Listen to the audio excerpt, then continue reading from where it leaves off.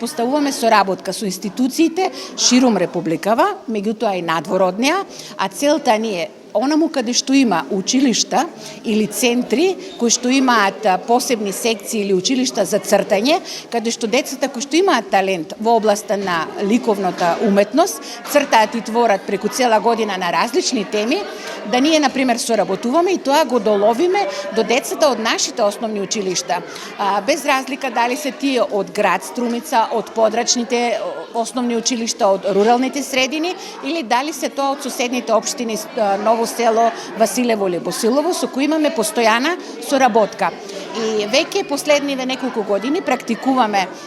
да не биде она класично отворање на изложба, него да биде како едукативен час,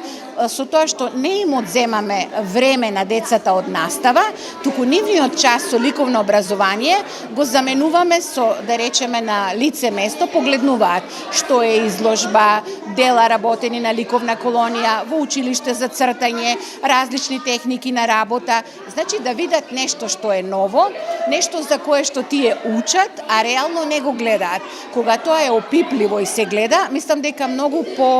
подобро за ликовното образование кој тие го стекнуваат, а преку нашите активности го надополнуваат. Значи, училиштето е со таа намена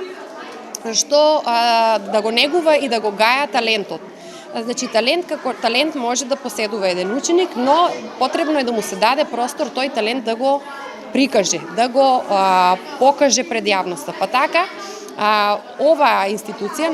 нашиот Центар за култура, со оваа идеја веќе успешно обстојува. Како што кажав, имаме ученици кои што студираат на Ликовна академија, некои веќе имаат завршено Ликовна академија, си имаат ориентирано кон оваа професија и тоа е за мене голема гордост. Денес во Дом на млади, каде што во изминатите години